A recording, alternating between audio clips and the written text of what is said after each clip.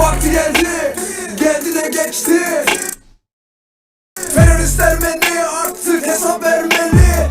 Mübariz gibi bir gece vakti, korkmadan ve yılmadan karabağa girmeli. Son damla kan camdan çıkmadan, geç kalmadan alınmalı intikam.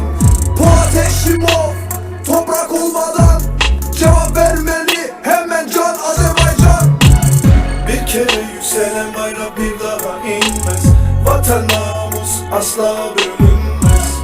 Namusa yanmakan affedilmez. Bundan böyle bize artık sultan bahsedilmez. Hadi Azerbaycan vur vur vur, yine gir Karabağ, o da kur kur kur. Ermeniye karşı ayağa dur dur dur. İntikam vakti şimdi işte tam budur. Vur hadi Azerbaycan vur vur vur, yine gir Karabağ, o da kur kur kur. Ermeniye karşı ayağa dur dur dur. İntikam vakti şimdi işte tam budur. Hesap edir ki biz bununla barışacağız. Şimdi biz gösterdik kim kimdir. İti kovan kimi kovurup onları. İşgal edilmiş torpaqlarda Azerbaycan bayrağı kaldırılır. Kanlı 20 yanvar, 26 fevral ve 31 Mart var. Ölenekçe can var, Ermeni terörü Hun var. Bildiğin canavar, hız gelir bizde kaç milyon Rabi Seferov var. Hocalı adam Şuşa, lakin öz vatandır. Bunu böyle görmeyen vatanı satandır.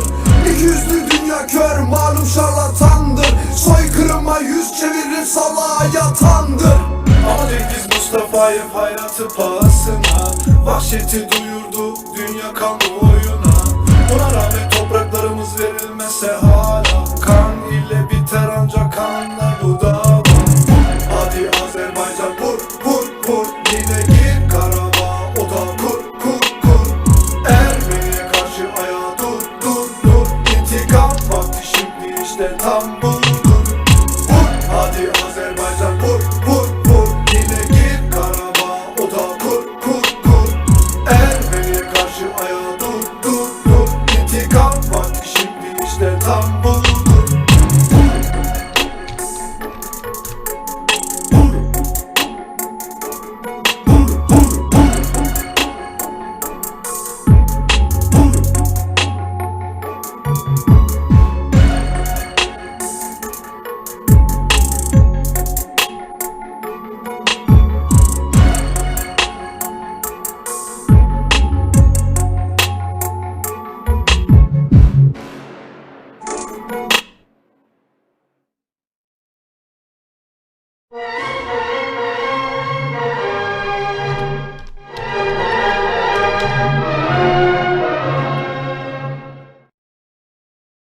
Salam, Həsən vətənlər, dəyərli dostlar, hörmətli xanımlar və bəylər. Azərfilm yenidən canlı yayındadır. Mən efirdən sonra evə gedirdim. Amerikadan dostlar zəng gələdilər ki, orada San-Fransiskoda Azərbaycanlılar çox böyük bir tədbir təşkil ediblər. Və mən bu qərara gəldim ki, mütləq biz bu efiri, bu tədbiri canlı olaraq sizlərə təqdim edəyək. İndi qoşuluruq San-Fransiskoya. Efirdə bizim soydaşlarımızdır. Ya Allah, bismillah. Salam, xoş gördük sizi. Salam aleyküm Qurban müəllim, salam aleyküm Azərfilm tamaşaçıları. Bugün xüsusi olaraq mitingimizi canlı olaraq Azərfilm üçün yayımlayacağıq Kaliforniya ştatının San-Fransisko şəhərindən. Bugün biz bura etiraz olaraq, erməni işğalına etiraz olaraq biz bura yığışmışıq və bizim demək olar ki, icmamızın bütün üzvləri burada hamısı gəliblər, iştirak ediblər. Mən qısa sizə bir məlumat verdim bizim yerimiz barədə. İndi isə dünya ictimaiyyətinə geniş məlumat vermək üçün bizim məqsədimiz, məramımız, bütün dünya ictimaiyyəti bu erməni işğalçılarının demək bu işğalçı siyasətlərini, apardığı bu siyasətləri ifşa eləmək üçün bütün dünya ictimaiyyəti məlumatlandırmaq üçün mən icmamızın fəal üzvü Aygün xanıma sözü verəcəyəm ki, İngilis dilində o öz fikirlərini bildirsin. Buyurun Aygün xanım. Bugünkü bizim mitingimiz barədə nə məlumat verə bilərsiniz? Xahiş edirəm, bunu bütün dünya ictimaiyyətinə çatdırasınız. Hello everyone. Hello Azerbaijanis and world community members. First of all, thank you. I thank you for listening, for supporting us. We are here at the San Francisco Bay Area community of Azerbaijanis and our friends to really drive awareness about what is really going on in Nagorno-Karabakh, the true facts of the conflict, the fact that we have 1 million refugees, that 20% of our land is occupied, that we are not the aggressor, that Armenia is the aggressor, and to really influence the politicians, the media, and the public who are getting a lot of false, manipulative Armenian propaganda that paints them as victims and us as aggressors. So we're just here to drive awareness, and we thank you for following us and for listening to us. Thank you very much.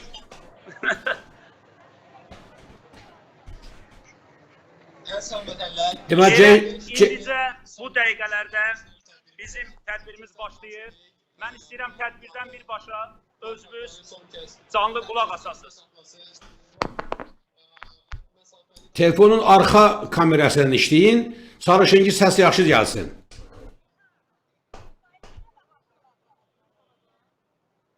Dostlar, paylaşın təsiri, paylaşın və dostlara xəbər verin. Bizim tamaşaçılarımız bilmirlər ki, mən nefrət olmalıyam. Bu növbədən kənar bir verilişdir. Səs, səs. Səs, səs, səs. Ceyhun bəy, səs. Danışıq yoxdur, Qurban müəllim. İndi başlayan kimin səsli olacaq? Hələlik mən sizi tanış edirəm. Bizim mitingin keçirdiyi yer. Buyurun. Burada dostlar, ermənilərin ən çox yaşadığı şəhərlərdən biri də San-Fransisko. Bu sarı geyimdə geyinənlər, bunlar təşkilat qrupudur. Hamısı ən ağır güc onların üzərinə düşür. Bunlardan da bizim ağsaqqalımız, cəmiyyətimizin sədri, bizim güneyli qardaşımız Həmid bəydir. Həmid bəy, bir balaca mikrofondan aralanaq ki, sizin dedikləriniz Azərfreedom tamaşaçıları tərəfindən aydın eşidilsin. Buyurun özünüzü təqdim eləyin və paylaşın. Görüşün məramı barədə Azərfreedom tamaşaçılarına məlumat verin. Bəli. Öncədən müqəddəs Azərbaycanımızın adı ilə hamınızı salamlayıram. Gözəl təşəbbüsü burada yerləşən, yəni Kaliforniyanın kuzeyində yerləşən Azərbaycanlılar bu təşəbbüsü yaradıblar ki, bizim gözəl mədəniyyətimizi sülh içində və gözəlliklə keçiririk və eləyə bilsinlər ki, bunu vəhşi ermənilərə ispat eləsinlər ki, əgər bir protesti olunur, bir etirazı olunur, gərək belə mədəni olunur. Və biz hər zaman sülhü 30 ilə yaxındır ki, tutmuşuq, istəmişik və bunlar eləməyiblər və biz də bu öz mədəniyyətimizi, öz sülhculuğumuzu tamam Kaliforniyalılara və dünyaya göstərmək istəyirik. Sağ olun. Təşəkkür Həmid bəy. Təşəkkürlər, sağ olun.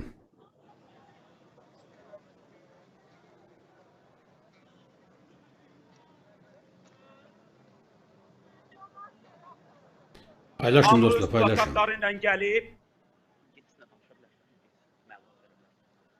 bugün buraya yığışmışıq ki, tüm dünyaya bildirək, ermənilərin, teröristlərin Azərbaycan torpaqlarından çıxsınlar, Azərbaycan dinc əhaləsini öldürməyə dayandırsınlar. Bu günləri bütün Azərbaycan xalqı, bütün dünya xalqı, dünyadakı bütün Azərbaycanlılar hamısı ermənilərin Azərbaycanını tərk etmələrini istəyirlər. Biz burada dinc aksiya keçiririk. Yəni məqsədimiz bütün dünyaya bildirməkdir ki, Azərbaycan torpaqları, Qarabağ Azərbaycanındır. Və terörist ermənilərin işğalçı siyasətlərini dayandırmaqlarını istəyirik. Çox sağ olun. Sağ ol. Edin bəy, çox sağ olun. Adamlar gəlməkdədir, yığışır hamısı. Elə mən indi burada hal-hazırda bizim qardaşlarımızı görürəm, indi gəldilər. İngiliscə dünya ictimaiyyətinə məlumat verərdiniz. Xocalıdandır Anar bəy, özü, yəni həmin birbaşa demək, Xocalıdan qovulmuş, uşaq ikən Xocalıdan qovulmuş, erməni aqressiyası ilə üzləşmiş canlı bir adamdır. Anar bəy, xahiş edirəm, İngilis dilində öz fikirlərini bütün dünya ictimaiyyətinə çatdırsın. Xocalıdan və qovulan uşaqlar, anaların qucağında qovulan uşaqlar tank üstündə Xocalıya qayıdırlar. Finally, Azerbaijani refugees and IDPs will return to their homelands, and we want the world community to be aware of the fact that this occupation cannot last for forever. We have to return our homelands, which have been under occupation for 30 years. And 1 million IDPs and refugees, they have to return to their historical lands, homelands. That is the main message of today's gathering. And we will play together. Təşəkkürlər. 1 milyon insan evsizsiz qalıbdır və biz geri qayıtmaq istəyirik. Əla. Çox gözəl. Qurban müəllim, biz burada insanlar öz gətirdikləri güllərlə, yəni bir daha yad ediblər, Gəncə hadisələri burada, Gəncə qurbanlarını burada yad ediblər. Baxa bilərsiniz.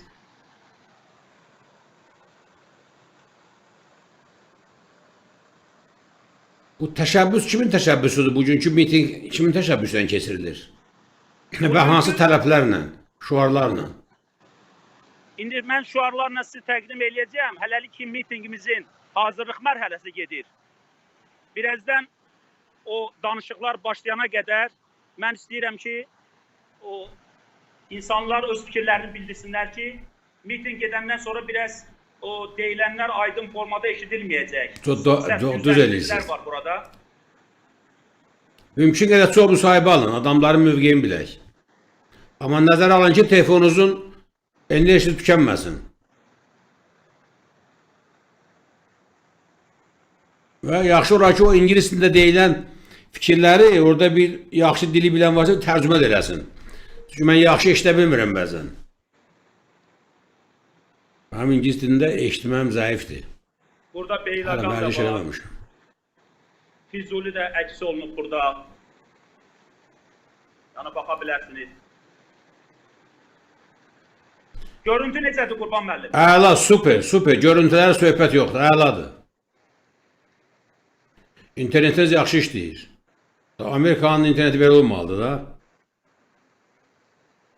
Ay maşallah. Pray for Azərbaycan. Azərbaycan dua edin. Bugünkü mitingimizin əsas məqsədi odur ki, burada Amerika ictimaiyyəti Qarabağda gedən bütün işlərdən yəni məlumatlandırılsın. Bizim haqq işimiz Amerika cəmiyyəti tərəfindən başa düşülsün. Çünki özünüz siz bayaq qeyd etdiniz ki, ermənilərlə nisbətə bizim sayımız qat-qat azdır. Ona görə də biz burada yaşayan, Amerikada yaşayan Azərbaycanlılar maksimum çalışmalıyıq ki, öz haqq səsimizi bütün dünya eşitsin. Və dünya bilsin ki, burada nə baş verir. Bilsin ki, biz öz torpağımızda savaşırıq.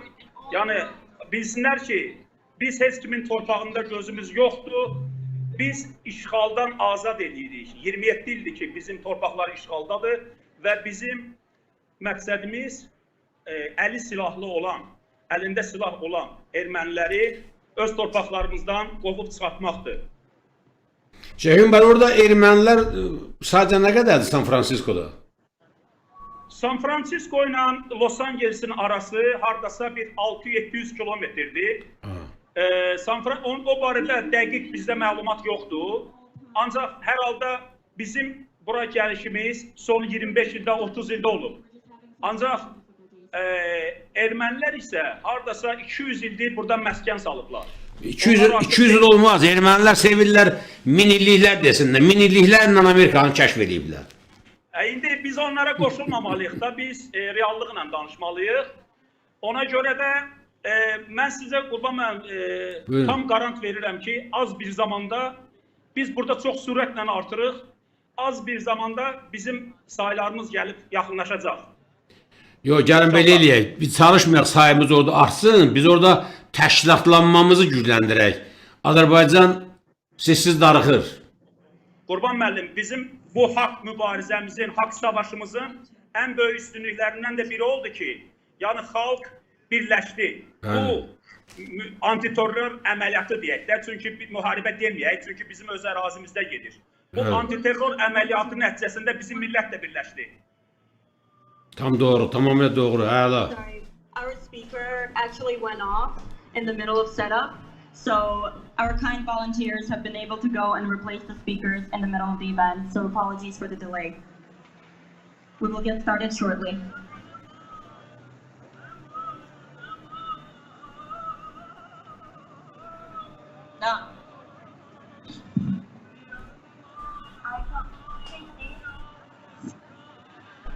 Ben yeni qoşulanlar üçün qeyd etmək istəyirəm ki, biz hazırda San-Fransisko şəhərinin mərkəzindəyik.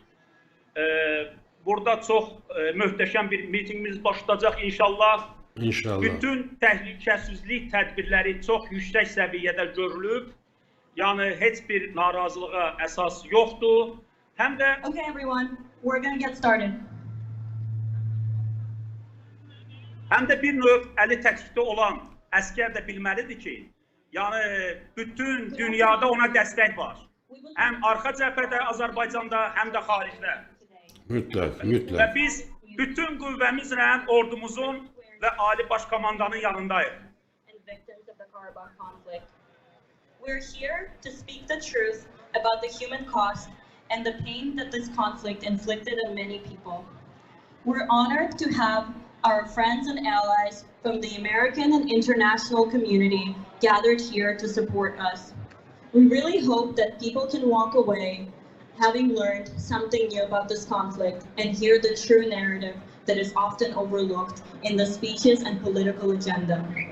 I would like to thank the leadership event planning team that has worked around the clock to make today's event possible. I would also like to thank SFPD for keeping us safe and Parks and Rec for giving us the opportunity to gather. To start our event, we would like to ask you to hold a minute of silence to commemorate the victims of Nagorno-Karabakh conflict.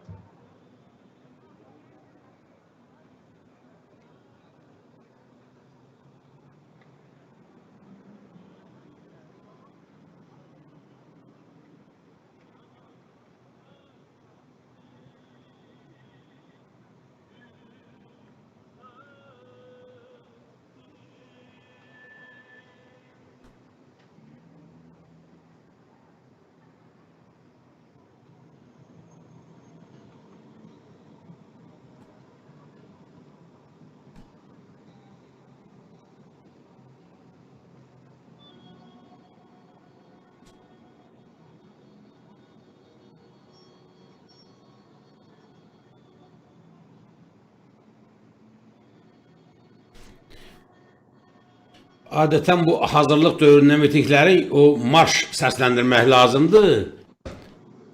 Musiqilər ki, insanların qanını coştursun. Görünür, təzə-təzə başlayırıq, əzəm vətənlər. Budur, təşkilatlanma budur, millətin birləşməyi budur. In today's event, we will have a series of personal narratives covering various aspects of the conflict and a keynote speech by Anar, a survivor of the Hojali massacre of 1992. We will also have music pieces from renowned artists from Karabakh, the cultural center of Azerbaijan. We would like to kick off our speaker series with Aika Agayeva presenting her narrative of the story. Thank you.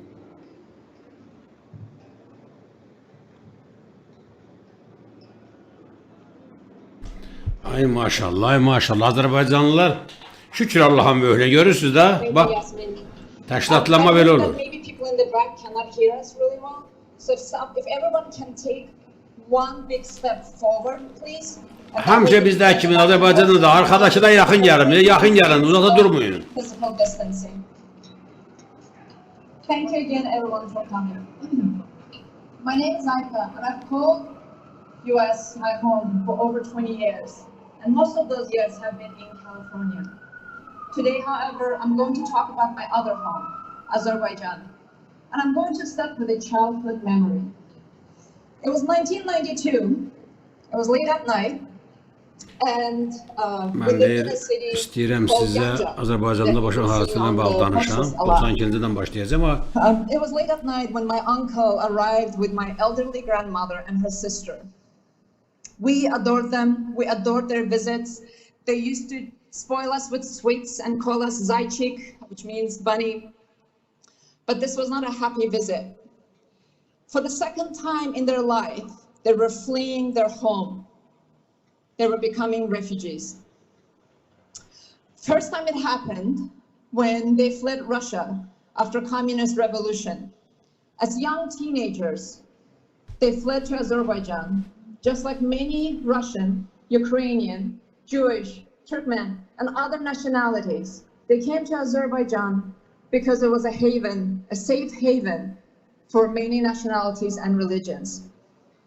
Today, however, on that night, they were fleeing from a small town called Beylagan on the outskirts of Karabakh.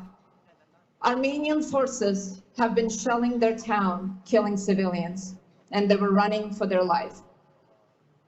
However shocking, it was inevitable. As kids, we would go on the outskirts of the city and we could see the rockets exploding on the horizon. We would hear the reports coming from the front lines, from the conflict zone, of the atrocities that are being committed by the Armenian forces. And we watched with confused feelings, never-ending line of refugees pouring into our town. That was the face of the war that we were seeing. From 1988 through 1993, 94, Armenian forces systematically killed and purged Azerbaijanis from Karabakh and the neighboring regions. All the while Soviet leadership 92-ci ildən bu günə də baş verən hadisələri təsvir eləyir. Özünün və ailəsinin, qohumların başına gələn faciədən danışdı. condemning Armenian actions and calling for unconditional and complete withdrawal of the occupying forces from the territory of Azerbaijan. But it was not enforced. For too many powers of the world, it seemed like this conflict was a convenient one. And it was a tragic fate for the Azerbaijanis on the ground. During these years, Armenian forces occupied 20% of Azerbaijan's territory, forcing almost 700,000 Azerbaijanis from their 20% torpağımız işğal olunub. Burada siz bildiklərinizi deyirdi, mən tərcümə edib istəmirəm mani olan verilişə. Siz paylaşın, mümkün qədər İngilis dilli auditoriya bunu eşitsin, bilsin, mümkün də çox paylaşın. Bəyənməliyin ki, daha çox insan görsün bunu. Mən yeni qoşulan Azər Freedom tamaşaçılarına bir də qeyd etmək istəyirəm ki, bizim bugünkü mitingimiz San-Fransisko şəhərinin mərkəzindədir. Hamı bura yığışıb, yəni çox möhtəşəmdir. Bütün təhlükəsizlik qaydalarına çox yüksək səviyyədə əməl olunur. Burada Azərbaycan bayraqlarından yanaşı Amerika bayraqları, ondan sonra qardaş Türkiyənin bayraqları burada yerlənir. Bunlar hamısı demək burada iştirak edir yaxından. Türk qardaşlarımız da buradadır. Bir çox millətlərin də nümayəndələri hamısı gəlibdir. Ceyhun bəy, çalışın ki, danışanların səsi daha çox eşidilsin İngilis dilində. Dünya duysun nə baş verir. Şuşa, Laçın, Ağdam, Xocalı, and many others. Hundreds of innocent civilians, many of them children, elderly, women, were massacred without mercy and without remorse. The human cost of this occupation has been staggering, it's been immense. Those that did survive the attacks have been traumatized for life, and the generation of childhoods being lost forever. One of the biggest atrocities committed during that period was in Xocalı. Mən böyük faciələrdən biri də Human rights watch Xocalda described başladı. as unconscionable, acts of violence against a civilian population. 600 women, elderly, children were massacred as they tried to flee their homes when the Armenian forces were advancing on their town. I watched these on the TV. As a child, I watched these images that I can never forget. And I know many of you can never forget those images. However, to do justice to this, one of the residents of that town and the survivor of that attack, Anar Usubov, is here with us today. And he wanted to share a few of his recollections. Anar, would you join me, please? Xocalıdan olan Anar qardaşımız indi yenə çıxış eləyəcək.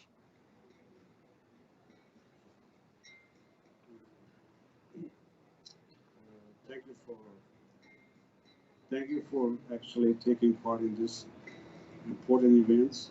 I would like to convey my best gratitude for uniting against our common problem, actually uniting around our common problem.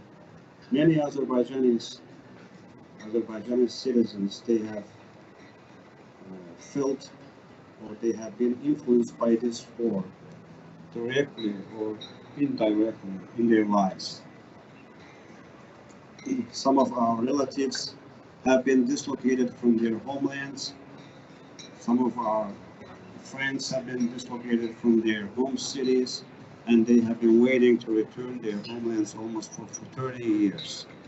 They have been waiting for peaceful solution of this conflict almost for 30 years. Unfortunately, my family and I did influence directly by atrocities of Danışan qardaş Xocalıdan özü. Between 1988 and 1992. I was 8 years old when the first conflict broke out. 8 yaşında var mənim deyir konflikt başladığında. Azerbaijanis and Armenians in Nagorno-Karabakh Autonomous Republic. I was not actually realizing what's going on around me at that time because I was 8-9 years old. Every day the bombing has been going on in our city almost for 4 years. Xocalı has been... Sevim bə, diyanın bir yerdə danışanları görsədim. We were living under blockade, no gas, no electricity, no other necessary utilities for survival. Every day, my father was going to the ship in order to protect the city from attack. Ailəsinin başına gələn müsibətləri danışır. Every night before he goes on duty, he was calling me and telling me that in case if I don't return, you are the eldest son who's supposed to protect the family. And he was giving me instructions every night that in case if I don't return, you are in charge of your 2 little brothers and your mother. And he was instructing me, in case if you see they were taken as a prisoner, you are supposed to kill them before the Armenians kill your mother and 2 brothers. And in 1992, February 25th, 26th, the most horrifying day in the history of Xocalı actually happened. Armenians besieged all the city. They attacked on different directions. We were forced to go to the forest in order to go to the closest city of Ağdam. At that time, it was not under occupation, which was 23 kilometers away. Very cold, snowy day. and we were supposed to pass the river Kargar in order to reach Arda. And in the city, in the forest, the first attack took place. We were going like as a group, and our group scattered around. Some of my uncles, my distant relatives were taken as a prisoner, and they have been missing almost for 30 years. 30 years, 11 of my uncles are missing. My aunties are missing. And then finally, we made to Avda, and we started living in Avda. 1993, Avda also was occupied again. And the second time we became internally displaced people. And we were forced to move to tent camp that was built by Arabs in Baghdad district. And 2007, the last tent camp was destroyed. Actually, the new settlements built for refugees and IDPs. And since that time, almost 30 years, we have been waiting to return our occupied homelands. All Khojalı children, actually most of them, they either mutilated or killed or were taken as a prisoner during the war. Some of them who managed to survive, they didn't have a normal childhood. If you don't have a normal childhood, there is no way you can have a normal youngerhood or adulthood or future generation. Most of them psychologically affected by the war. Some of them did even committed a suicide after 2, 3, 5 years because they didn't get enough medical, psychological support. So we want world community to hear our voice that we just want to return our homeland, and we will never give up our hopes returning our homelands. That's the main goal of not only Khojalı residents, but all Azerbaijani people. Thank you.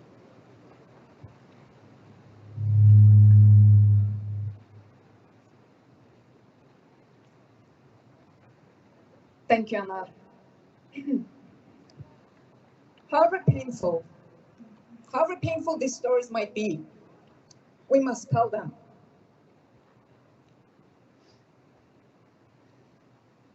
In the current age of internet and mass media manipulation, there are concerted and very successful efforts by Armenian government and their very powerful diaspora to rewrite the history that we lived and that we experienced, to rewrite the history that Anar lived and he experienced. And they're succeeding. Even some of our elected officials, Representative Adam Schiff, Anna Ashu, Jackie Spear from California, they are turning blind eye to these historical facts. They're getting sucked into Turkophobia, and they're pandering to special interest groups. And they're advocating for legislature that is actually against the US principles, they're against the American principles. They're against international law, and they're actually against American interests as well. We must not forget, we must talk about it, and we must demand justice because the victims of the war demand this. Coming back to the present days, as you know, the conflict had been reignited again. Recently, because of Armenian provocation, or the provocations by Armenian forces, Armenian government, as well as their withdrawal from the peace negotiations. One of the cities, actually, while Azerbaijan has been targeting, I should mention this as well, while Azerbaijan army has been targeting military forces, military targets in the Nagorno-Karabakh and the surrounding regions.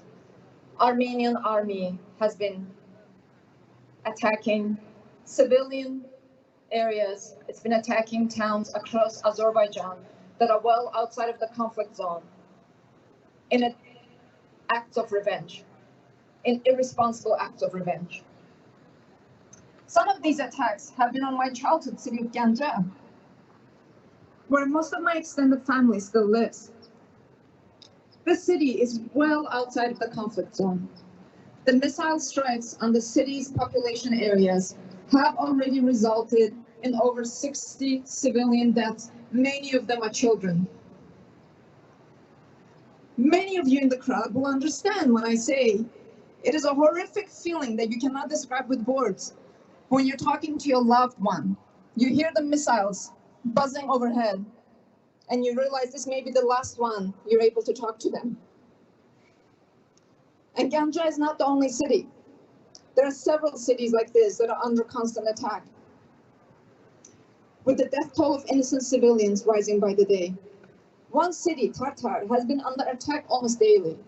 The houses are leveled, the population is eviscerated, and those that remain are living out of bomb shelters.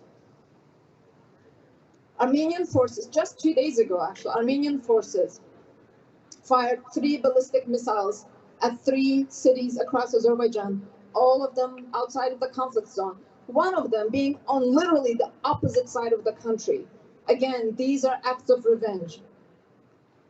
This sustained an indiscriminate shelling of population centers, use of cluster munition that increases likelihood of civilian deaths.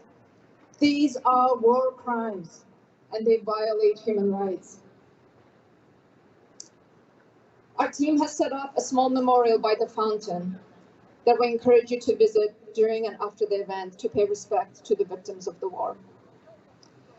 As a result of this decades-long occupation, Azerbaijan has had one of the largest refugee and internally displaced people population in the world, 1 million, or almost 10% of its total population. 1 million people without their homes, waiting desperately to return to their homes and start the healing process.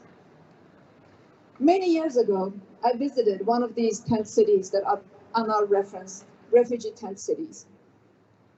There were rows and rows and rows of tents, scorching hot in the summer, freezing cold in the winter, with makeshift floors, common area bathrooms, and cooking areas. People and children living in horrific conditions. By then, some of these people have been living in the tents for over decades, for 2 decades almost. A generation of children was being raised in these conditions. Yet, hate did not define them. They did not speak of revenge.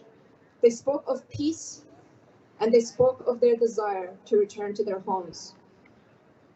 Their biggest desire was to see their homeland once more and continue living in peace.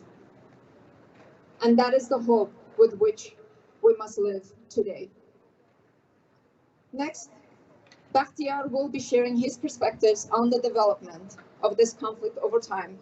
But before that, we would like to invite you to listen to a piano solo composition by an Azerbaijani artist, pianist, Etipar Asadlu, to commemorate the memories of those that were affected by this war. Thank you.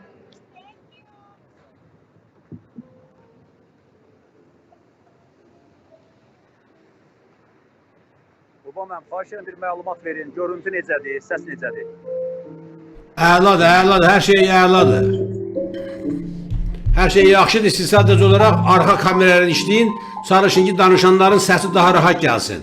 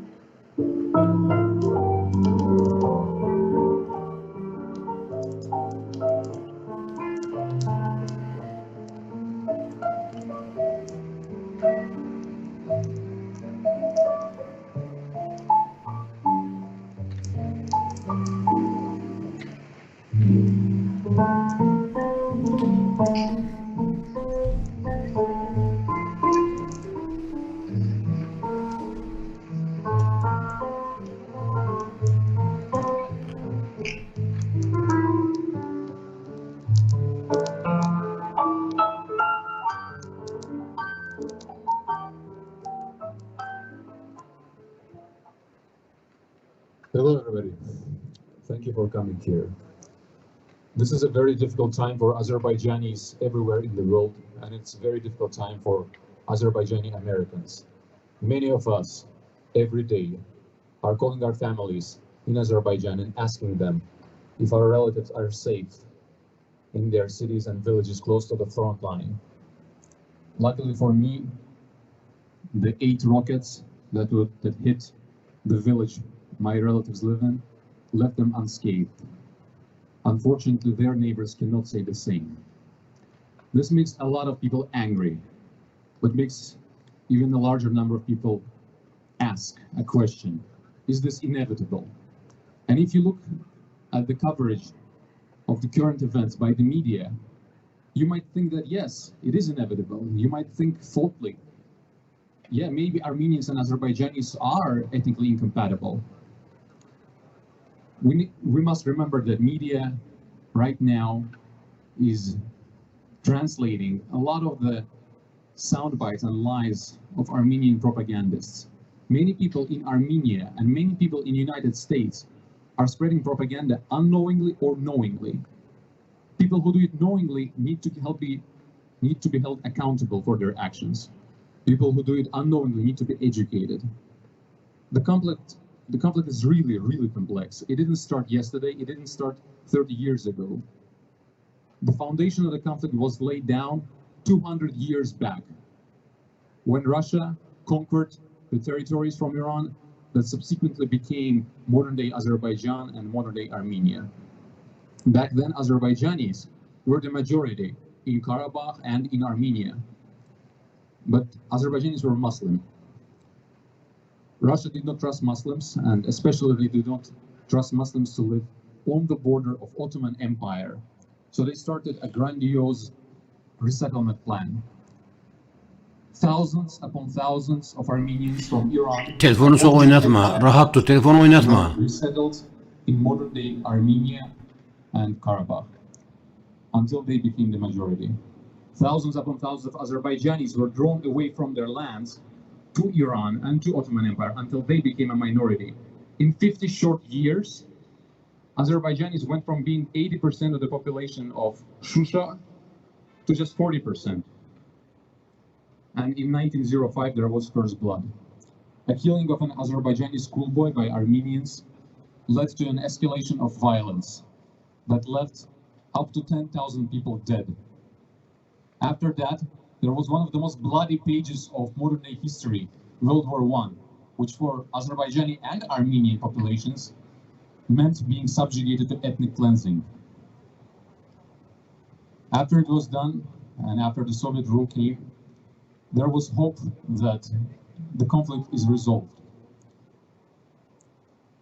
Azerbaijani and Armenian nations committed to cosmopolitan ideology centered around solidarity between worker classes. In 1921, Stalin even gave the Armenians, who by that time became 90% population of Highland Karabakh, an autonomy in order to ease the nationalistic tensions. And everybody was sure that the conflict is resolved for good, that the hatchet is buried and will remain that way. Unfortunately, the events of the 80s and 90s have shown that lessons of the history should not go forgotten. When the Soviet rule was crumbling, the ideological vacuum that was created by defunct communist ideology was filled by nationalists, first in Armenia and then in Azerbaijan. Starting 1987, thousands of Azerbaijanis were further displaced from their homes in Armenia's Kafan region. They came to Sumgait and became the fuel. So when in the February of 1988, there were rumors of 2 Azerbaijani men killed in Karabakh, that was the spark.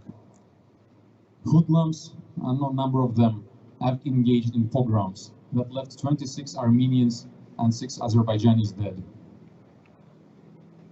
After escalation, there was another escalation and yet another escalation, and the culmination of this brutal war was in 1992, when in Khojaly, Armenian military massacred 613 people overnight. All in all, the war left 30,000 dead, 20% of Azerbaijan's territory occupied. Armenian military ignored 4 UN Security Council resolutions to immediately, unilaterally, and unconditionally withdraw from Azerbaijan's occupied territories. The ceasefire that was signed in '94 was not the end of the war. There were many things that happened after that. Azerbaijan became more independent because it was richer.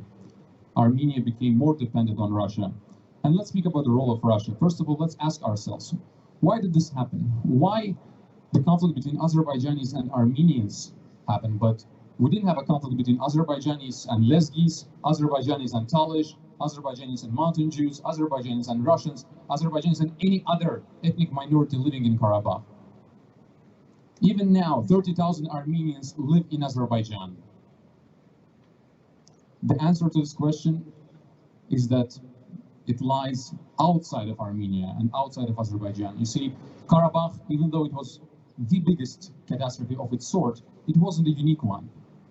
In the 90s, in the post-Soviet republics, we also had conflicts in Abkhazia, Ossetia, Transnistria. And the unifying factor behind all of them was KGB presence. KGB in the 80s and in the 90s did not want to give up leverage over post-Soviet countries. Especially they didn't want self-sufficient, oil-rich Azerbaijan, which had pro-Western leanings, to drift away from Russia. That's why KGB did nothing to suppress the nationalistic frenzy in Armenia and in Azerbaijan.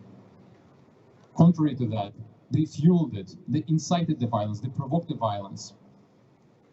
Throughout the war, Russia supported Armenia, which was the reason Armenia, which is 3 times smaller than Azerbaijan, was able to occupy 20% of Azerbaijan's land and forcefully displace 1 million people. And every time Azerbaijani and Armenian leaders were close to settling this conflict with peace, something or somebody will come and sabotage the effort.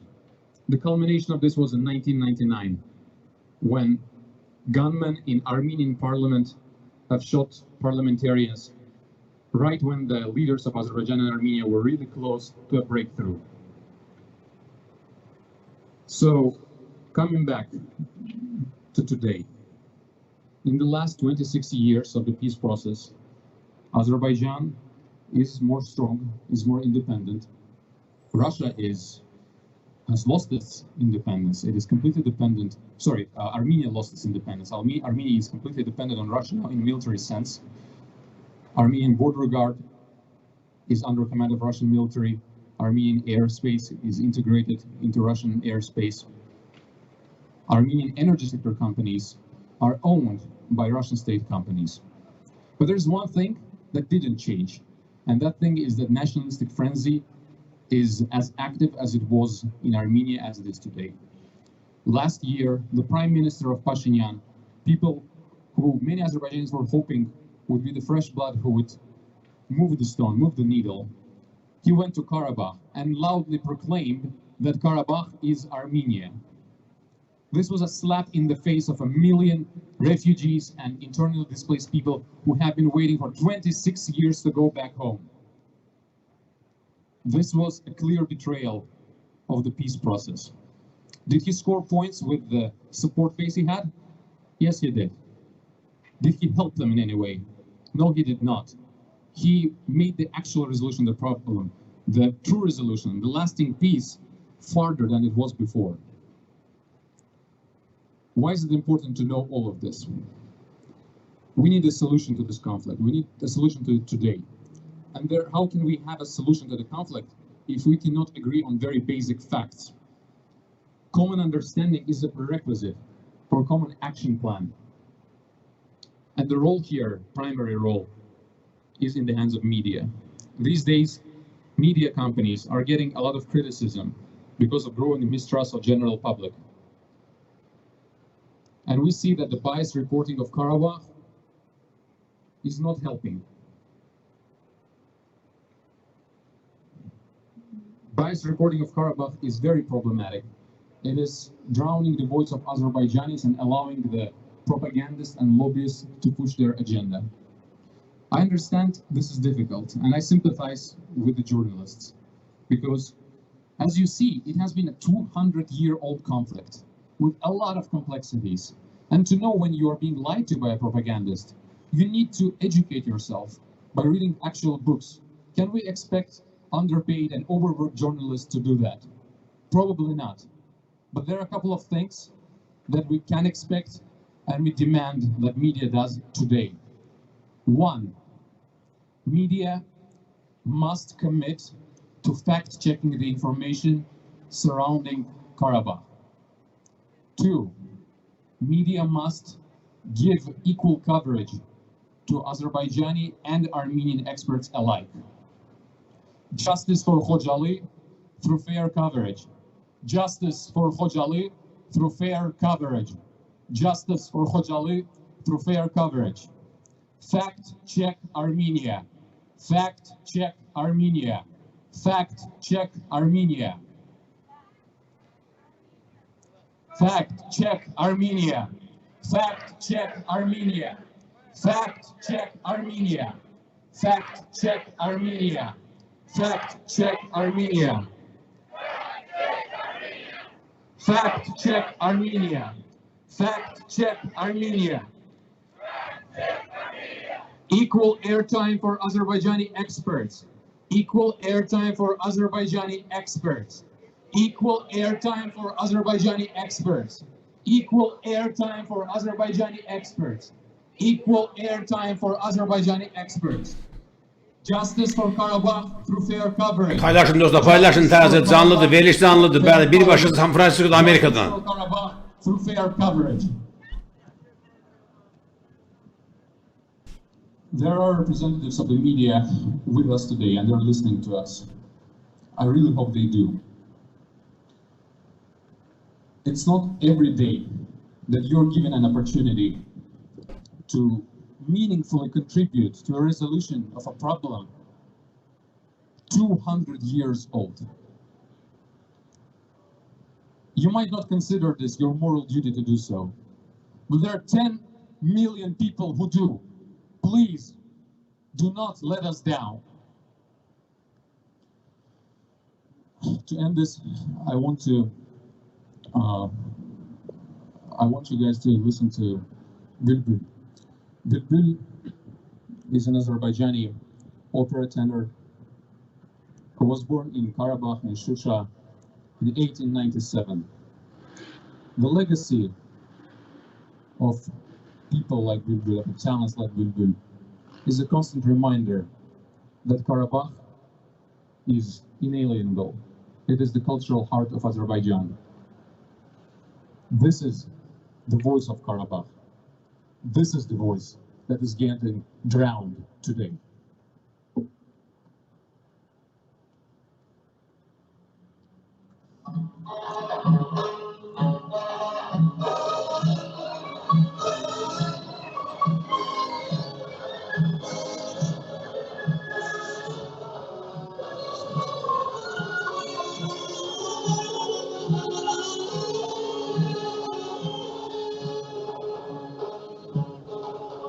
Hüsnün güzel ayetleri sevdi can.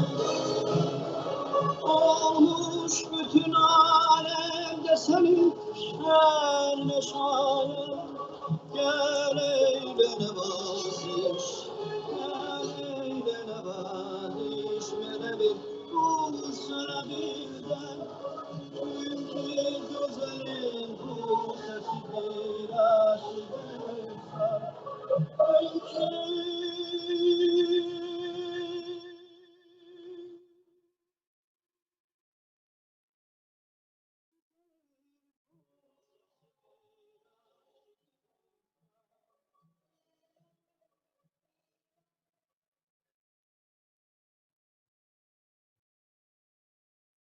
Şimdi başa...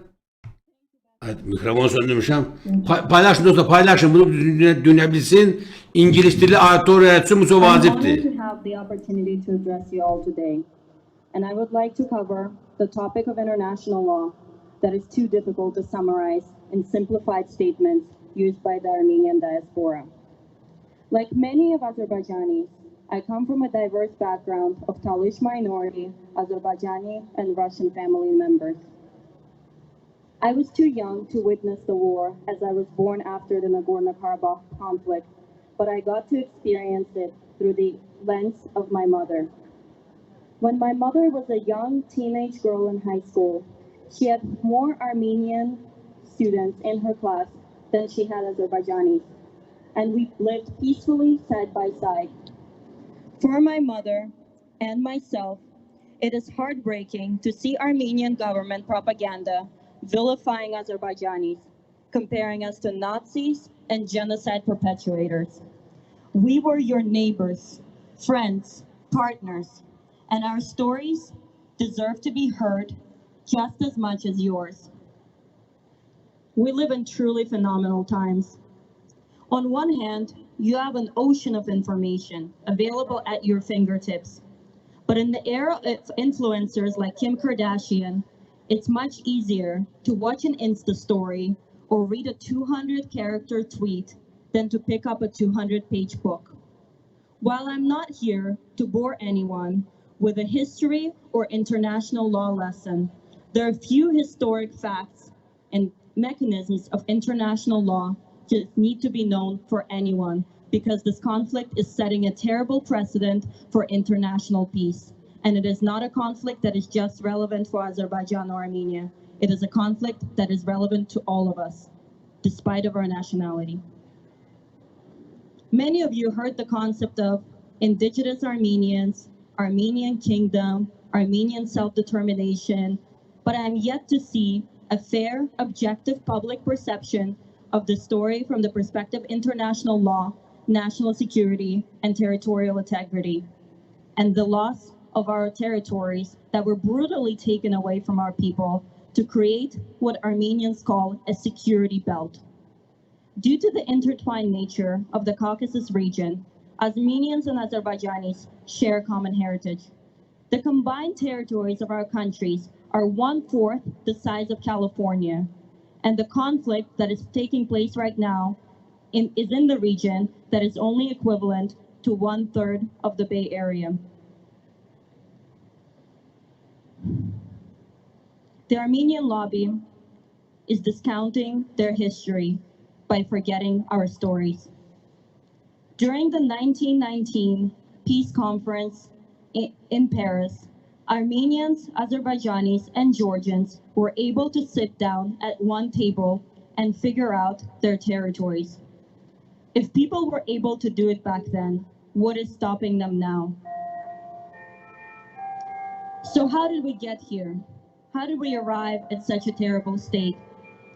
We can talk about who lived where for thousands of years, centuries ago, but the only way to move forward is to reflect on the milestone events that took place in the past 30 years. How did ethnic groups that were so friendly to each other suddenly defied cooperation that existed between us? Why did Armenians in Karabakh choose to revolt in 1988 and leave Azerbaijanis, their long-term neighbors with whom they've coexisted peacefully? According to a member of Carnegie Endowment for International Peace, Thomas Duvall, author of a famous book, Black Garden, the uprising was largely to many separatist charismatic leaders, one of whom was Igor Muradian.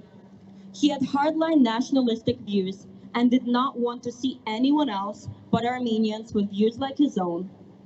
And as we have seen frequently in other cases of history, when there's a charismatic leader that during hard times who's being able to take advantage of people's frustrations, this can blur people's vision and result in very irreversible, irreparable, terrible events. The slogan of unity that is used between Armenians against anyone but their own group left the Azerbaijani population largely marginalized. As many speakers mentioned already, in order to unify 140,000 Armenians, the separatist forces left over a million of Azerbaijanis ousted from their own homes. Despite technological obstacles, the international community at the time had a more objective view of this nationalistic uprising. Fast forward to 1993, the UN Security Council passed 4 resolutions demanding immediate, unconditional withdrawal of Armenian forces from Azerbaijani territories.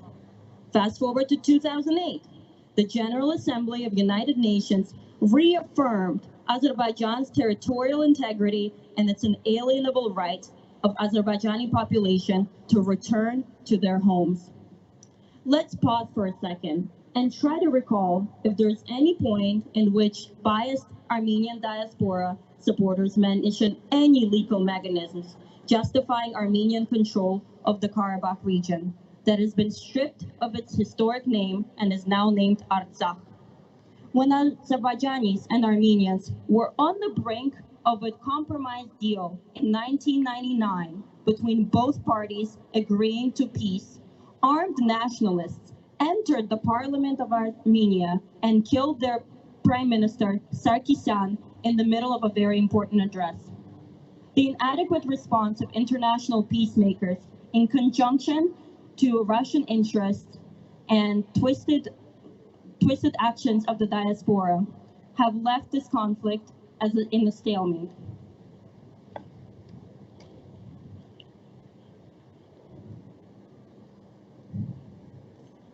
So what about self-determination? It is truly unfortunate that I have to use my high school model UN knowledge to emphasize the misuse of the concept of self-determination that the Armenian government and the diaspora are using right now. While the right to self-determination is a valid principle that lies at the core of UN Charter and other international instruments, its use does not apply to justify the actions of Armenian separatists in the 1980s. The UN introduced the principle of self-determination to address colonized countries who were going towards their independence, and not to let one ethnic group deprive the other of their human rights with the interference of another state, such as Armenia. To this date, Nagorno-Karabakh is not recognized by any country, including Armenia itself, which is conducting military forces on its territories. This propagation of unfair, baseless narrative to influence American legislature and international political agenda in defiance of international law and national security can no longer go unnoticed. My fellow Azerbaijanis are terrified to go to sleep every day with fear of waking up to another bombing of Ganja, Terter, and many other civilian populated territories. Our friends and relatives are sacrificing their lives. I am texting the cousin of my high school friend every single day to make sure that my childhood friend is still alive. We pray every day for both our people, and I hope that one day I can live in the same camaraderie and friendship with Armenians as my mom when she grew up in her childhood. I would like to play a piece by Uzeyir Hajibeyev, the father of Azerbaijani classical music of opera, who was born in the occupied region of Karabakh. He was the first opera composer among Islamic countries. Thank you.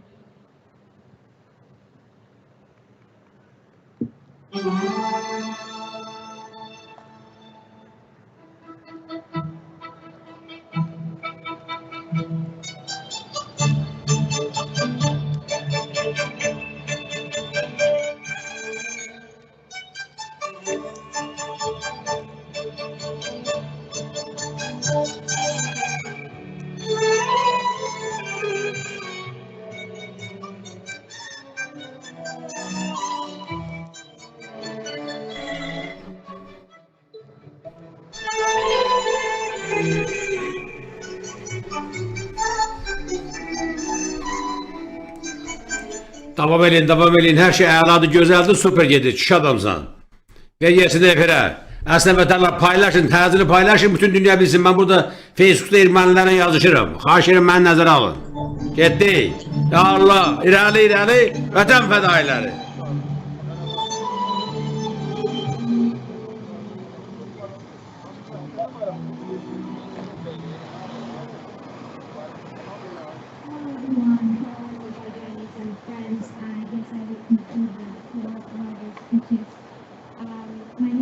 Kiril, and I've been in the United States for 12 years. And for these 12 years, there hasn't been a day when I didn't think about loss, pain.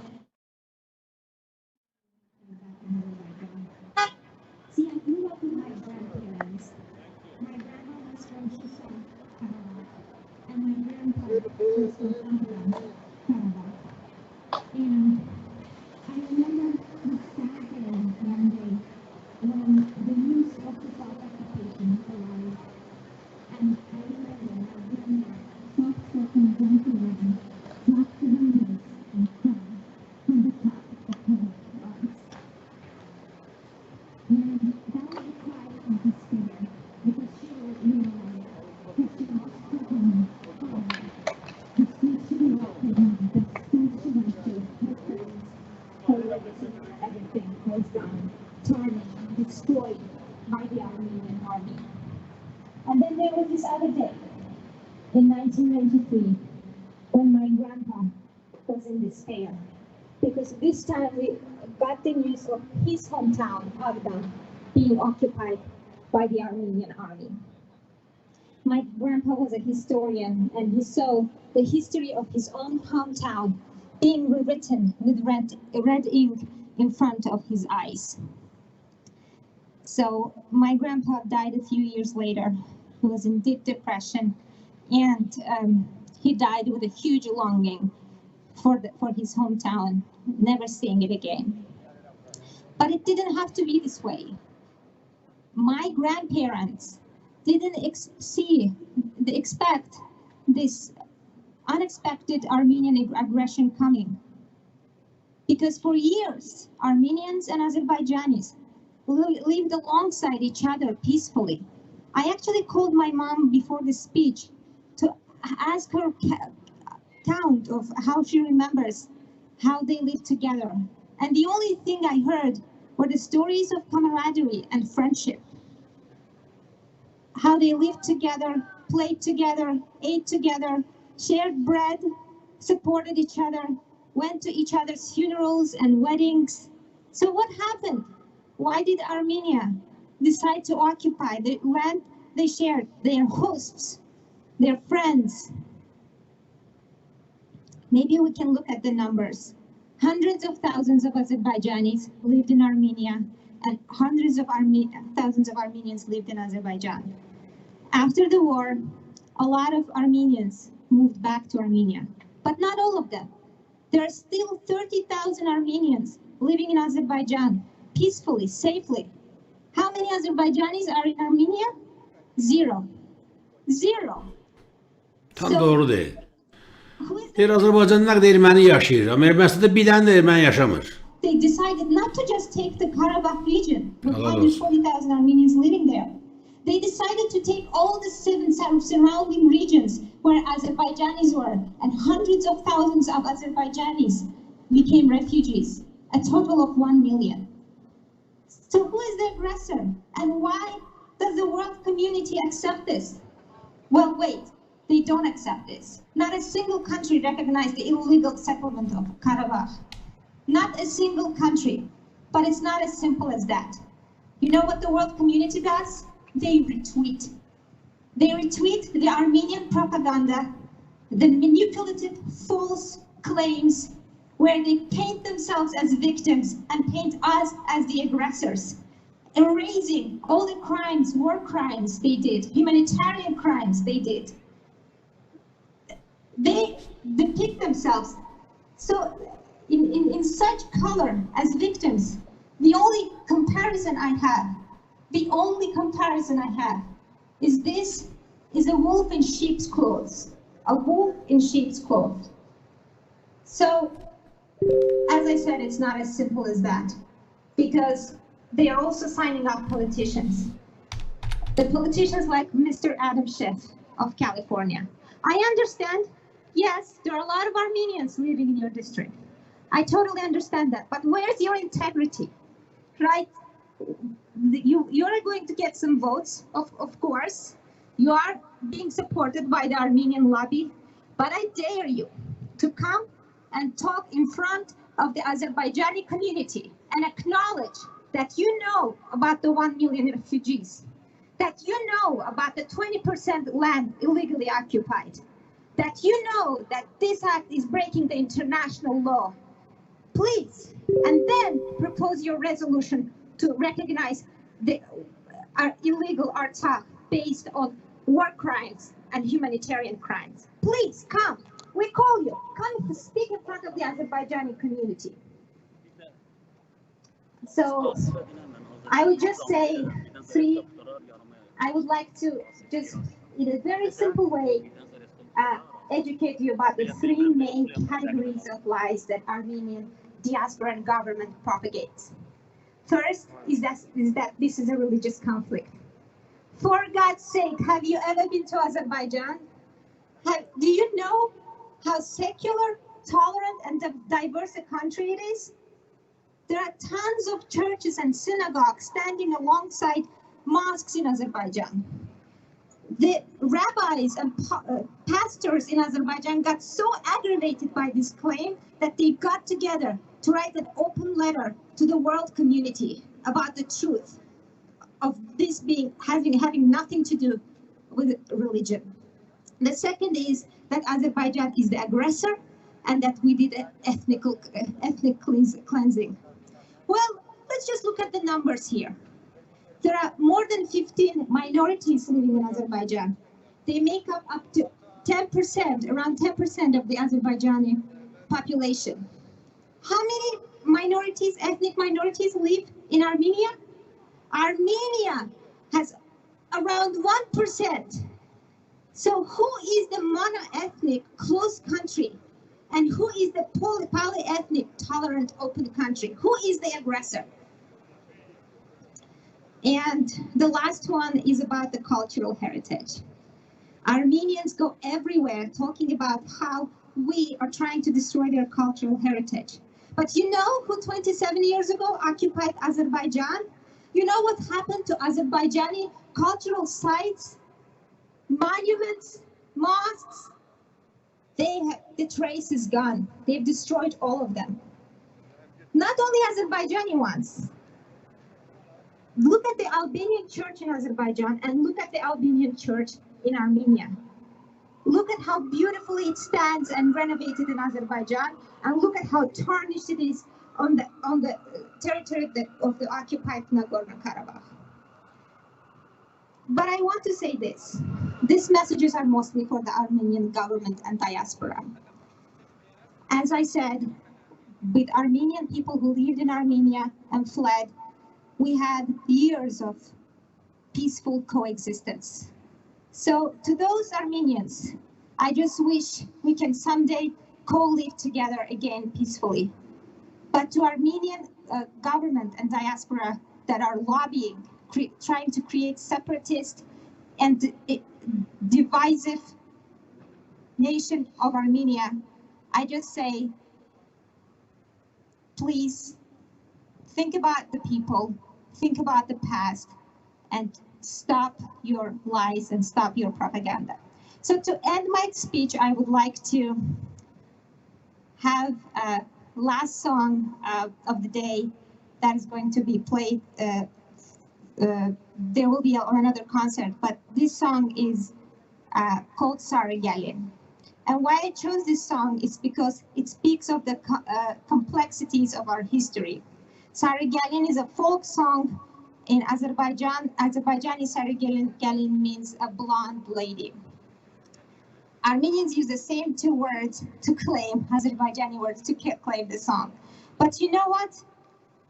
Let's share like we used to. Let's share this song openly together and not by stabbing the knife in the back of your friend. Thank you.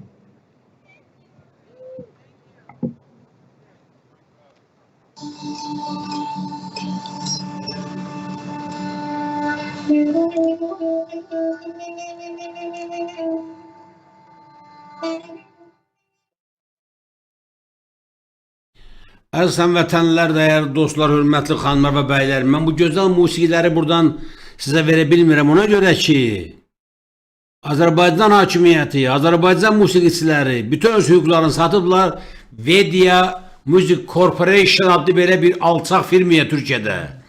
Erməni və Yezidi Kürt qarşılıqlarına. Onlar da oradan şikayət verirlər. Bizim bu musiqilərə görə dərhal bağlayarlar kanalı. 23 metre uzunluğunda Azərbaycanın şanlı bayrağı. Buyurun. Ay maşallah, ay maşallah. Eşq olsun. Xanımlar bəli, zəhmət olmasa plakatların qoyun stolun ətrafına.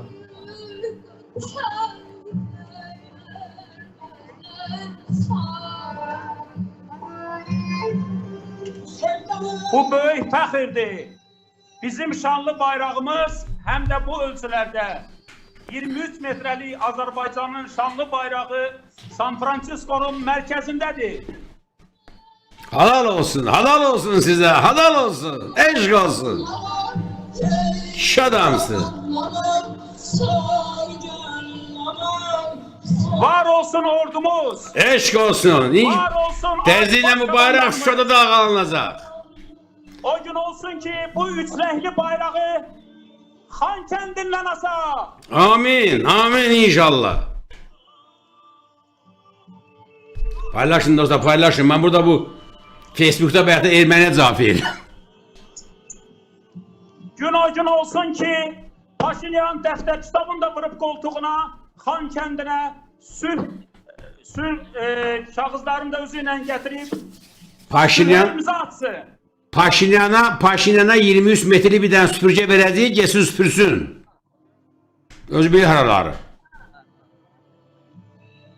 İnşallah ki gəlib Xan kəndində sülhə imza atacaq. Bizim ərazidə. İnşallah, inşallah. Eşq olsun. Bir erməni Facebook'ta yazır ki, etiraz eləməyi gəlin bizdə ermənilərdən öyrənin. Mən də ona burada yazdım ki, biz etiraz eləməyi öyrənmirik. Biz kişi kimi döyüşməyə və yaşamağı öyrənirik. Ona görə erməniyə ehtiyacımız yoxdur.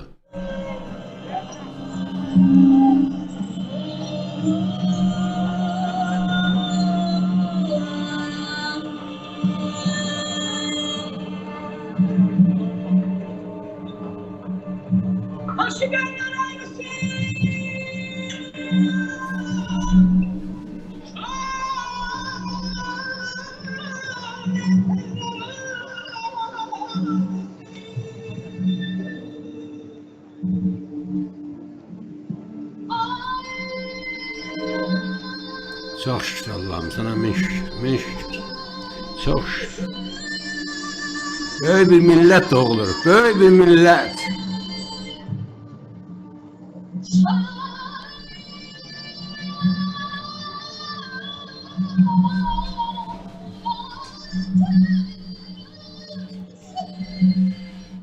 Çok şükür Allah'ım sana min şükür.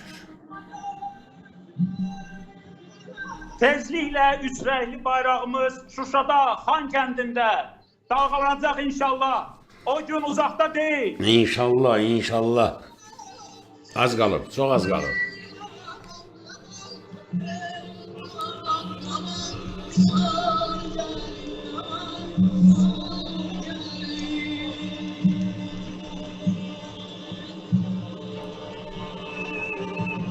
Eşq olsun, eşq olsun.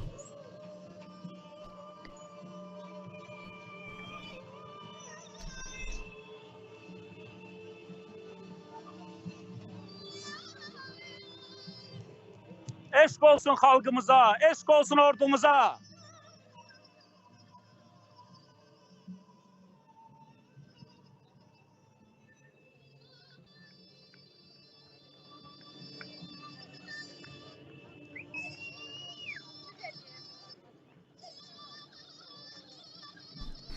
Çok şükür. Paylaşın dostlar, paylaşın.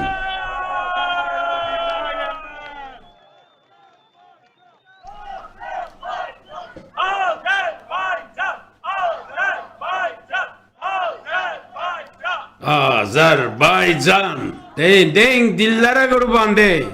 Halal olsun, halal olsun.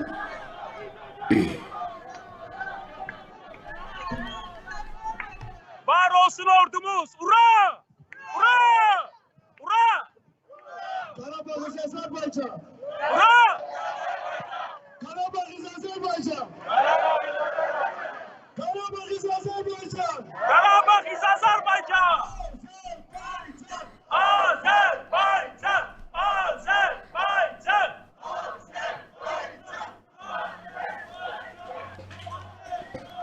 Coşdur Allah'ın işi sana, coşdur.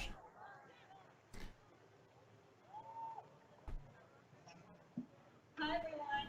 Please, could speakers of the stage please get off? We have a speech. Azerbaycan voz, Azerbaycan itiz, Azerbaycan Karabağ. Karabağ voz, Karabağ itiz, and Karabağ will of Azerbaijan. There are going to be a few people who will be sharing their stories.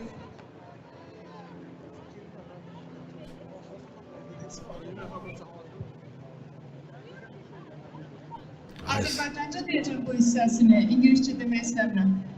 O üç rəngli bayrağımıza rəğbət, hörmət, sevgi, məhəbbət hissi olaraq gəlin onu ahəstə yığın bir yerə, yerinə qaytaraq və görüşün mitinqin formatına davam edin. Hamınız bir kömək eləyin, onu yığın, çox səliqəli. Çünki o bayraq Şuşada dalğalanmağa layiq bayraqdır, onu qoruyaq. Qələbə günündə bir də açacaq onu. İnşallah, inşallah, inşallah. İnşallah kızım, Allah xoşbaxt eləsin sizi. Halal olsun, halal olsun. Ana dilində deyirəm bu hissəsini. Heç kəs bağlaşmasın, tədbir hələ sona yetməyibdir. Lütfən davam edirik.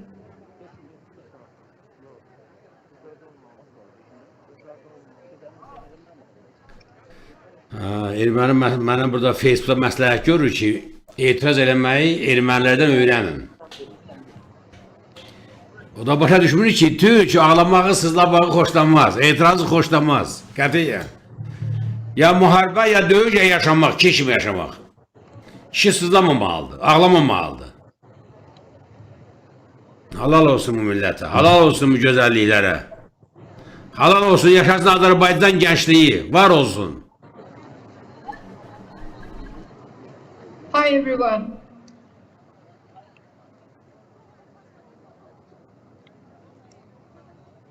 Most of you know me as Arifa Khanum. I'm Arifa Khanum Musaiba, living in California for the last almost 13 years now. And I have also related story to tell you in regards of the 1 million refugees who fled forcibly from the motherland Karabakh. But before turning to the story of the Eldanis, or how we used to call him Elish from Agdam, I will just give a short briefing.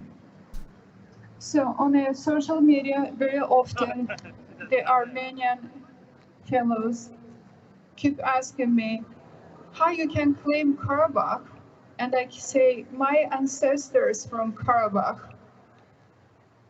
My grandpa original from Shusha, my grandma original from Kalbajar, and my father original from Agdam. So, am I from Karabakh?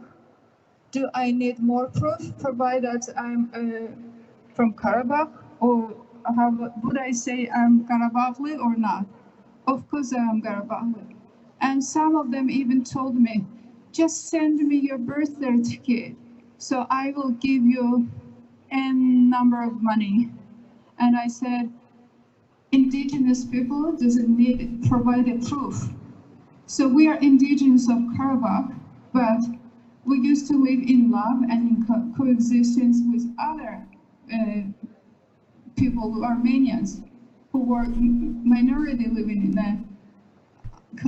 the Nagorno-Karabakh. But I will tell you about the Elish. We used to call him Eldanis Elish, and he loved to be called Elish. So,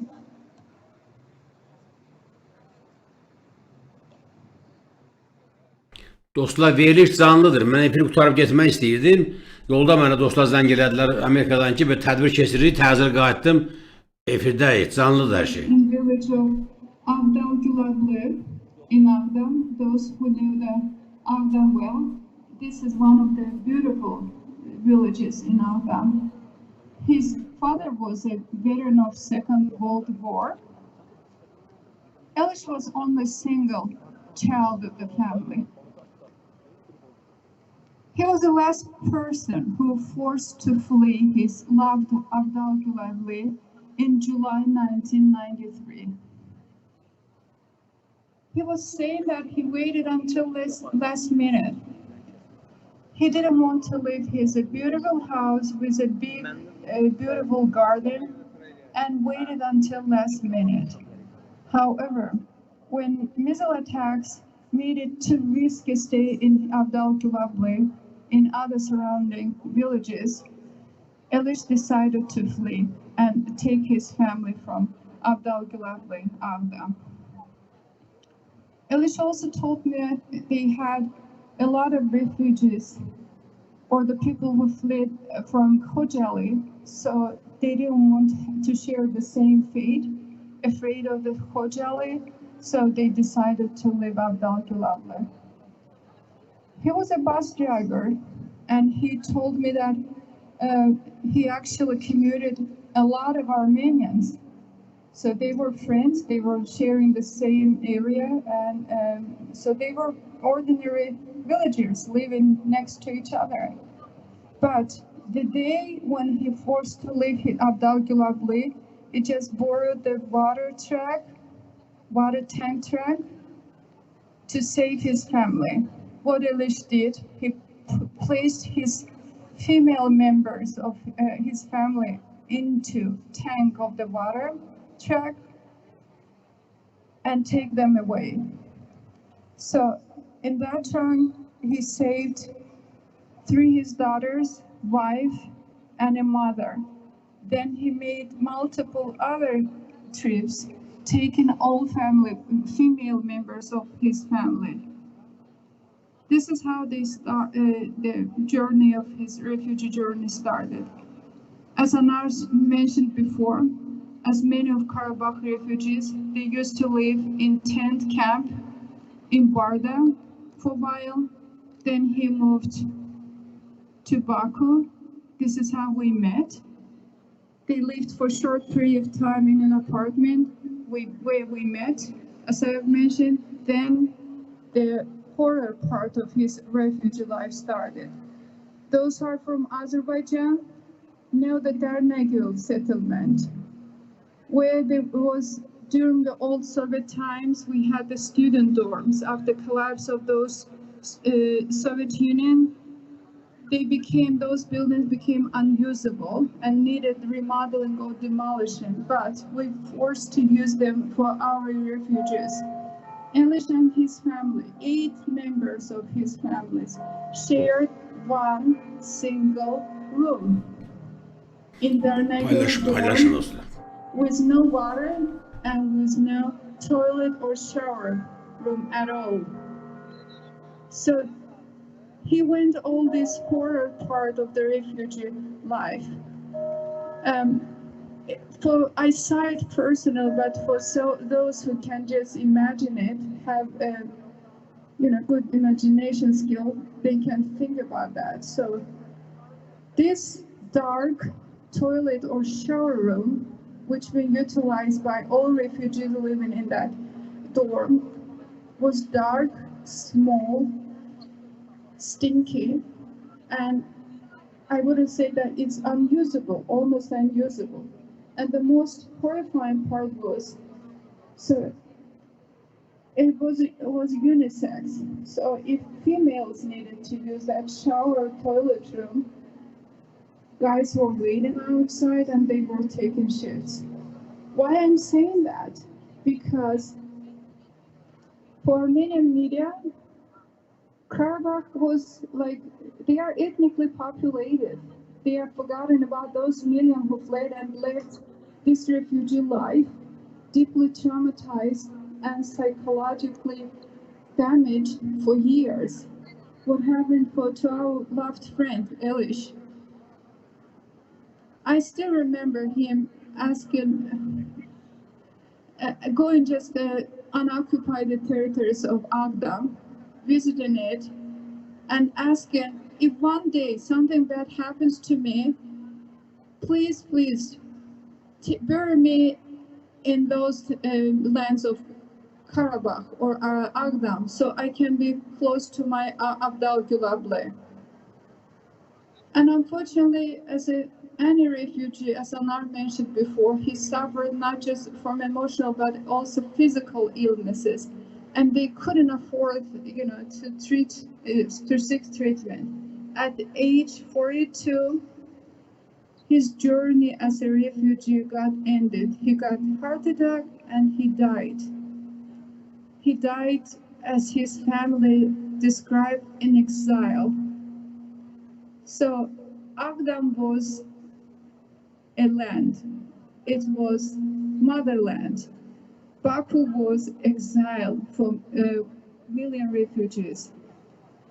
So I wanted to just give this information about our beloved friend and let you know, to have insight of the situation, and for international media as well. So the humanitarian crisis of Azerbaijan is real. Our civilians are killed. Armenia also experienced a humanitarian crisis. Our people went through this hardship and difficulties, through massacre, through refugee life.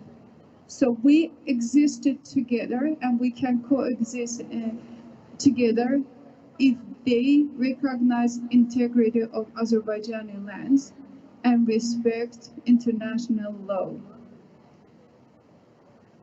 Now I would like to all of you, in the light of the Ganja Mingechevir Tertar event, to chant a simple slogan. Armenia, stop killing our children. Please. Armenia, stop killing our children. Armenia, stop killing our children. Armenia, stop killing our children. Armenia, Ganja is not Karabakh. Armenia, Ganja is not Karabakh. Armenia, Mingechevir is not Karabakh. Armenia, Mingechevir is not Karabakh. Armenia, stop killing our children. Armenia, stop killing our civilians. Thank you so much.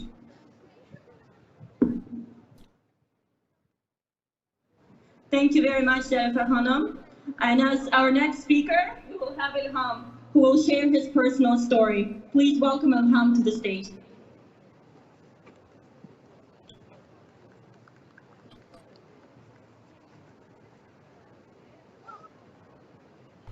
Hello everyone. My name is Ilham Tagiev. I am from Laçın, Karabakh, Azerbaijan. When I was 6 years old, Armenian occupied our lands, 1992. That was a really big trauma in my life. I am the victim of Armenian terrorism. I am the victim of Armenian aggression, and I am the victim of Armenian occupation. Right now, Armenians are circulating fake news, false information all around the world. But I am the fact. I am the fact. I am from Karabakh. I was born in Karabakh. I was born in Laçın. My dad is from Karabakh. My great-granddads are from Karabakh. We are from Karabakh. How can Armenians dare to say still Karabakh belongs to them? How? I was 6 years old kid, but I still remember everything like today. How Armenian military attacked our lands with the heavy trucks. That was a big trauma in my childhood. We didn't even have time to wear our shoes. We just ran away and escaped our lives from vandals. I can say a lot of things about Karabakh, which never erased from my memory. But today we are here protest against Armenian ongoing vandalism. They still attacking our civilians. We are here for Ganja City. Ganja City is the second largest city of Azerbaijan, hundreds miles away from Karabakh, which is currently a war zone. But Armenian attacked in a week 2 times with the rockets our civilians. We have more than 60 civilians died. We are here protest Armenian aggression, protest Armenian terrorism. And I would like everyone together. Karabakh is Azerbaijan. Karabakh is Azerbaijan. Karabakh is Azerbaijan. De dana bunu de diline kurban de. Əziz vətənlər, dəyərli dostlar, miting davam eləyir. İnşallah sabah mitingin ikinci hissəsinə mən sizə çalışacağım təqdim eləyəm. İndi isə mən sizi tərk etməyə məcburam. Təşəkkürlər, gecəniz xeyrə qalsın.